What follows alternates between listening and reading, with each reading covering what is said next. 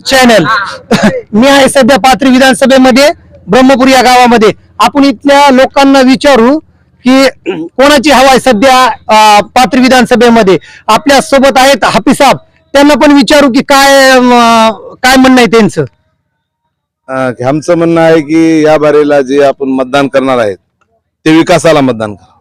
म्हणजे विकास म्हणजे की बाबा या सरकारमध्ये जे सरकार येणारे सरकार जे आहे, जे समजा समाजाकडून बोलणारे सरकार असावं, जे समजा समाजाला घेऊन चालणारे सरकार असावं, की जातीवाद करणारे सरकार नसावं, जातीभेद पाळणारे सरकार नसावं, आपल्यामध्ये आपला लावणारे सरकार नसावं. या हिशोबानं अगर आम्ही बघितलं तर आम्हाला वाटते की या काळामध्ये आपल्याला गरज आहे महाविकास आघाडी यानी काँग्रेसच्या सरकारची आम्हाला गरज आहे.